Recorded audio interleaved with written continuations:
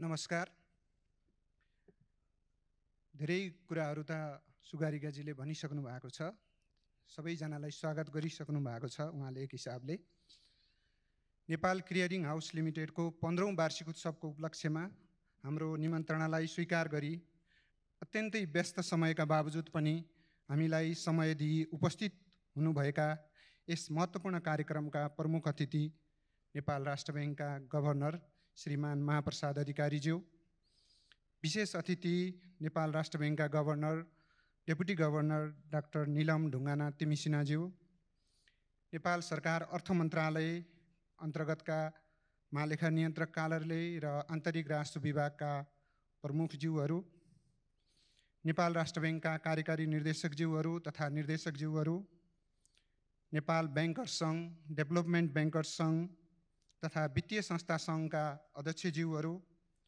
Nepal clearing house लिमिटेडका पूर्व अध्यक्षज्यूहरू तथा पूर्व सञ्चालकज्यूहरू, विभिन्न ब्याङ्क तथा वित्तीय संस्थाका प्रमुख कार्यकारी अधिकृत तथा प्रतिनिधिज्यूहरू, भुक्तानी सेवा प्रदायक तथा भुक्तानी प्रणाली सञ्चालक संस्थाका प्रमुख कार्यकारी अधिकृत तथा प्रतिनिधिज्यूहरू, विभिन्न सङ्घ संस्था तथा विप्रेषण प्रदायक तथा अन्तर्राष्ट्रिय अन्तर्देशीय सङ्घ संस्था एवं गैर सरकारी निकायका प्रतिनिधि तथा प्रमुखज्यूहरू, सूचना तथा सञ्चार एवं मिडियाका साथीहरू सहित सम्पूर्ण उपस्थित महानुभावहरूलाई आजको यस 15औं वार्षिक उत्सव कार्यक्रममा एनसिएचएल तथा मेरो व्यक्तिगत तर्फबाट हार्दिक स्वागत तथा अभिवादन गर्न चाहन्छु। विक्रम सम्वत 2065 साल पुस 8 गतेका दिनमा नेपाल राष्ट्र बैंक 23वटा वाणिज्य बैंक, 2 विकास बैंक र स्मार्ट चोइस टेक्नोलोजी लिमिटेडको चुक्ता पुँजी 8,79,79,000 लगानीमा प्रारम्भिक रूपमा इलेक्ट्रोनिक चेक क्लियरिङ सञ्चालनको लागि सर्वोत्तम नमुना पब्लिक प्राइभेट पार्टनरसिपमा को अवधारणामा यस नेपाल क्लियरिङ हाउस लिमिटेडको स्थापना भएको हामी सबैलाई विदितै छ। संस्थाको सुरुवाती दिनमा संस्थामा सम्पूर्ण बैंक तथा वित्तीय संस्थाहरूको सामूहिक अपनत्व गराउने उद्देश्यले त्यतिबेला शेयर स्वामित्व नरहेका वाणिज्य बैंकहरू, विकास बैंकहरू र सबै वित्तीय संस्थाहरूलाई शेयर धनीको रूपमा समेटी सञ्चालक समितिमा विशेष प्रतिनिधित्वको सुनिश्चितता गरिएको पाइन्छ। तत्पश्चात भुक्तानी प्रणालीसँग सम्बन्धित नेपाल राष्ट्र बैंक, बैंक तथा वित्तीय संस्थाहरू र कम्पनी समेतको उद्देश्य प्राप्तिको लागि यस संस्थाले पुनर्लगानीको अवधारणामा हरेक प्रणाली सेवाबाट प्राप्त नाफा र नगद प्रवाह मार्फत नयाँ भुक्तानी प्रणाली र पूर्वाधारमा लगानी गर्दै आएको पनि हामी सबैलाई विदितै छ। कम्पनीको हालै सम्पन्न साधारण सभाले पारित गरेको बोनस सेयर समेतलाई गणना गर्दा यस कम्पनीको चुक्ता पुँजी 1,66,37,900 पुगिसकेको बेहोरा अनुरोध गर्न चाहन्छु। स्थापनाको करिब 3 वर्षपछि विभिन्न चुनौतीहरूको सामना गर्दै विक्रम सम्वत 2068 सालमा पहिलो प्रणालीको रूपमा परम्परागत म्यानुअल चेक क्लियरिङलाई प्रतिस्थापन गरी एनसिएचएल इसिसी स्थापना र सञ्चालनमा ल्याइएको कुरा हामी सबैलाई जानकारी भएकै विदितै भएकै विषय हो। एनसिएचएल इसिसी सञ्चालनको झन्डै 2 वर्षपछि नेपालका विभिन्न क्षेत्रमा गरिँदै आएको म्यानुअल चेक क्लियरिङलाई विक्रम सम्वत 2070 सालमा पूर्ण रूपमा विस्थापन गरी इलेक्ट्रोनिक चेक क्लियरिङ लागू गर्न सफल भएको थियो, जुन नेपालको इतिहासमा परम्परागत ब्याङ्किङ सिस्टममा एउटा कोसेढुङ्गाको रूपमा सम्झिरहन्छौँ हामी सबैले। एनसिएचएल एनसिसी प्रणालीबाट आफ्नो पाइला टेकेको एनसिएचएलले आफ्नो सेवालाई थप सशक्त र बनाउँदै interbank payment system, connect IPS, national payment interface, connect RTGS, corporate pay, retail payment switch हुँदै 15 वर्षको आफ्नो अविरल यात्रामा 8वटा राष्ट्रिय स्तरका भुक्तानी प्रणालीहरू सञ्चालनमा ल्याउन सफल भएको हामी सबैबाट अवगत भएकै विषय छ। उक्त प्रणालीको पहुँच र प्रयोगलाई थप सहज गरी विद्युतीय कारोबार वृद्धि गर्न थप विभिन्न पहलहरू गरिँदै जाने विषयहरू पनि यहाँहरूलाई जानकारी गराउन चाहन्छौँ। नेपाल सरकारको डिजिटल नेपाल फ्रेमवर्क र नेपाल राष्ट्र बैंकको national payment system development strategy को मार्गदर्शन अनुसार आफ्नो कार्यको दायरा विस्तार गर्दै प्रविधि विकासमा यस संस्थाले विगत 15 वर्षदेखि बैंक तथा वित्तीय संस्थाहरू, नेपाल सरकारका विभिन्न निकायहरू, गैर ब्याङ्किङ निकायहरू लगायत विभिन्न संस्थाहरूलाई पूर्ण रूपमा प्रणालीमा पहुँच प्रदान गरी विद्युतीय भुक्तानीलाई सहजीकरण तथा पूर्वाधार निर्माण गर्न अहम भूमिका निर्वाह गर्दै आइरहेको सर्वविदितै छ। एनसिएचएलको प्रणाली मार्फत आज चेक कारोबार बाहेक सरकारी भुक्तानी तथा राजस्व सङ्कलन, सामाजिक सुरक्षाका भुक्तानी, पुँजी बजार, भेन्डर पेमेन्ट, रेमिटेन्स, लाभांश भुक्तानी, फन्ड ट्रान्सफर, तलब, पेन्सन आदि लगायतका सिधै खाता तथा वालेटमा गरिने विभिन्न भुक्तानीहरू जस्तै mobile banking, internet banking, B2B channel, wallet, ब्याङ्कको शाखा वा अन्य कुनै पनि भुक्तानीको माध्यमबाट गर्न सकिने भएको छ।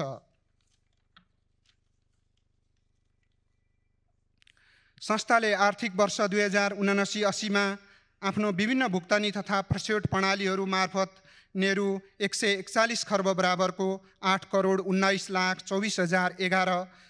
कारोबारको प्रस्योट गरेको देखिन्छ। सुरुवाती दिनदेखिको तुलना गर्दा औसत वार्षिक कारोबारको वृद्धि दर अत्यन्तै उल्लेखनीय 58% रहेको छ भने चेकको कारोबार स्थिर हुँदै गएको अवस्था रहेको छ भने डिजिटल कारोबारको मात्रामा उल्लेख्य वृद्धि भएको छ र आगामी केही वर्षमा डिजिटल वित्तीय कारोबारको वृद्धि अपेक्षा अनुसार नै थप वृद्धि हुँदै जाने देखिन्छ। एनसिएचएलले राज्यको आफ्नो दायित्व निर्वाह गर्ने उद्देश्यसहित नेपाल सरकारको विद्युतीय कारोबार भुक्तानी मार्फत गर्ने लक्ष्य कार्यान्वयन गर्न पूर्ण सहयोग र साथ दिँदै आएको छ। आर्थिक वर्ष 79-80 मा एनसिएचएलको कुल कारोबारको 18% कारोबार नेपाल सरकारको खर्च र राजस्व कारोबार रहेको थियो भने एनसिएचएलको प्रणालीहरू मार्फत रकमको आधारमा नेपाल सरकारको खर्च भुक्तानी करिब 84% र राजस्व सङ्कलनको 25% विद्युतीय भुक्तानी माध्यमबाट गर्न सफल भएको थियो। केन्द्रीय, प्रादेशिक र 753 थानीय तहसम्म प्रयोगमा रहेको नेपाल सरकारको CGAS, EF, RMIS, REMS, आँसीकुडा, सूत्र लगायतका विभिन्न प्रणालीहरू एनसिएचएलको NPI-सँग इन्टिग्रेट गरी सरकारी कारोबार विद्युतीय माध्यमबाट सिधै खाताबाट हुने व्यवस्था रहेको छ। नेपालभित्र हुने रिटेल भुक्तानी कारोबारहरूको प्रणाली तथा भुक्तानी उपकरणहरू प्रयोग गरी वालेट, कार्ड, QR लगायतका अन्तर आबद्धतालाई कायम गर्न राष्ट्रिय भुक्तानी पूर्वाधारको रूपमा यस संस्थाले नेसनल पेमेन्ट स्विच NPS परियोजना कार्यान्वयनमा ल्याएको सबैलाई अवगत नै छ। यस अन्तर्गत पहिलो चरणको रूपमा रिटेल पेमेन्ट स्विच RPS र नेपाल QR लगायतका विभिन्न भुक्तानी उपकरणहरू सञ्चालनमा आई उक्त प्रणालीबाट हुने कारोबार उल्लेख्य रूपमा वृद्धि हुँदै गइरहेको छ। साथै उक्त NPS परियोजनाको दोस्रो चरण अन्तर्गत नेपालको आफ्नै domestic card scheme Nepal pay card, national card switch हाल कार्यान्वयनको चरणमा रहेको छ। सबैको प्राथमिकतामा रहेको यस NPS परियोजनाको कामलाई नेपाल क्लियरिङ हाउस लिमिटेडले लगानी र महत्त्वको हिसाबले सबैभन्दा उच्च प्राथमिकता राखी कार्य सम्पादन गर्दै आएको बेहोरा अनुरोध गर्न चाहन्छु। नेपालभित्र हुने विद्युतीय भुक्तानी कारोबारको वृद्धि र दायरा विस्तारको लागि थप पूर्वाधारमा लगानी गर्दै गरेको अवस्थासँगै हाम्रो रिटेल पेमेन्ट स्विच र NPI लगायतको प्लेटफर्मको क्षमताले गर्दा नेपालको भुक्तानी प्रणालीलाई अन्तर्राष्ट्रिय प्रणालीहरूसँग जोडी अन्तर्देशीय आबद्धताको लागि समेत नेपालले पहल गर्न सक्ने अवस्थामा पुगेको बेहोरा यहाँहरू सबैलाई विदितै छ। यसैको फलस्वरूप जुन 1, 2023 मा प्रधानमन्त्री स्तरमा नेपाल र भारत बीचको क्रस बोर्डर पेमेन्ट परियोजनाका लागि भएको सम्झौता कार्यान्वयन गर्न नेपालको NPI र भारतको UPI-लाई इन्टिग्रेट गरी P2P ट्रान्सफर लागू हुने अन्तिम चरणमा रहेको छ। नेपालको भुक्तानी प्रणालीलाई अन्य अन्तर्राष्ट्रिय भुक्तानी प्रणालीहरूमा जोड्न विभिन्न सहकार्यका थप पहलहरू भइरहेको विषय पनि यहाँहरूलाई जानकारी गराउन चाहन्छु। भुक्तानी पूर्वाधारको थप विकास र लगानीको लागि अन्तर आबद्धताले इन्टरअपरेबिलिटीले धेरै हदसम्म सहयोग पुग्ने अपेक्षा गरिएको छ र सोही बमोजिम हाल भएका प्रणालीहरू पूर्ण रूपमा ओपन API को अवधारणामा विस्तार हुँदै गएका छन्।